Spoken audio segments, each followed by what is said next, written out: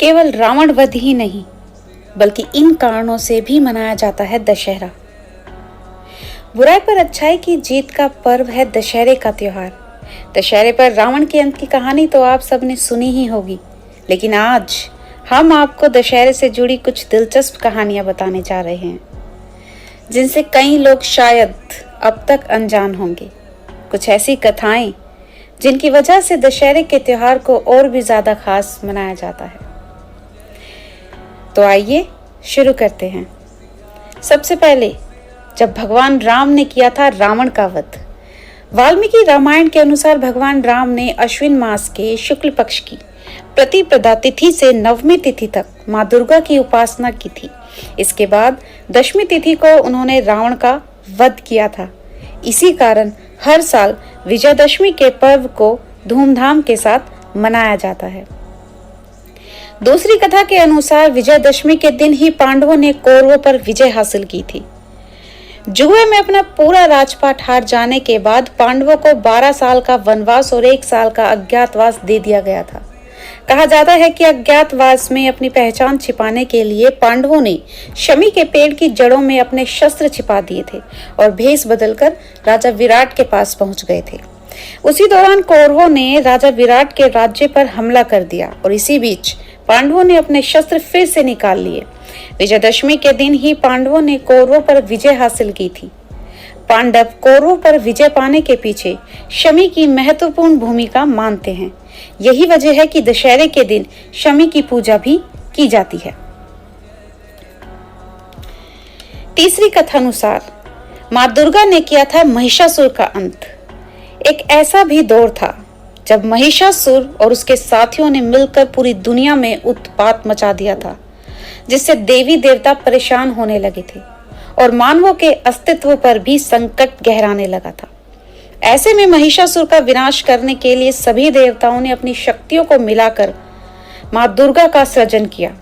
इन दानवों का खात्मा करने के लिए इस शक्ति रूपा के 10 हाथ थे और हर हाथ में अलग अलग शस्त्र थे। माँ दुर्गा ने महिषासुर पर आक्रमण किया और ये युद्ध 9 दिनों तक लगातार चलता रहा और फिर 10वें दिन माँ दुर्गा ने महिषासुर का वध कर दिया। वही चौथी कथा के अनुसार अयोध्या की प्रजा में बांटा गया था धन। ये कहानी एक ऐसे युवा ब्राह्मण कोत्सा की है जो अपने गुरु ऋषि वारातंतु से गुरु दक्षिणा के लिए लगातार आग्रह करता है। उसके गुरु ने उससे 1400 लाख सोने के सिक्के गुरु दक्षिणा में मांगे थे। कोत्सा ने गुरु दक्षिणा के लिए राजा रघु से मदद मांगी, लेकिन तब तक राजा रघु अपना सारा खजाना दान में खत्म कर चुके थे। खुद मदद ना कर पाने पर राजा रघु ने धन के देवता कुबेर से मदद मांगी और कुबेर ने उनकी मदद करते हुए एक वृक्ष के आसपास सोने के सिक्कों की बारिश करवा दी। इस पूरे धन को राजा रघु ने कोत्सा को दे दिया और कोत्सा ने पूरा खजाना गुरु के चरणों में अर्पित कर दिया। गुरु ने जितनी दक्षिणा मांगी थी उतनी ही अपने पास रखी और बाकी का धन लौटा दिया। उसके बाद बचा हुआ धन अयोध्या की जनता में बांट दिया गया। यही वजह है कि आज भी दशहरे के दिन आपाती वृक्ष के पत्ते बांटे जाते हैं। वहीं 5वीं कथा के अनुसार माँ इसी मौके पर आई थी घर वापस। सती माता की मृत्यु के बाद भगवान शंकर बहुत ही ज्यादा क्रोधित थे। अगले जन्म में जब भोलेनाथ भगवान ने माता पार्वती से शादी कर ली, तब शंकर भगवान राजा दक्ष से आंख नहीं मिलाते थे।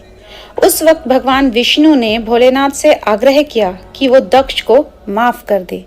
उसके बाद से ही माता पार्वती अपने पुत्रों कार्तिकेय, गणेश और 2 सहेलियों जया और विजया के साथ अपने माता पिता के घर जाने लगी और तभी से माँ के इस प्रवास को दुर्गा उत्सव के रूप में बड़ी ही धूमधाम के साथ मनाया जाता है।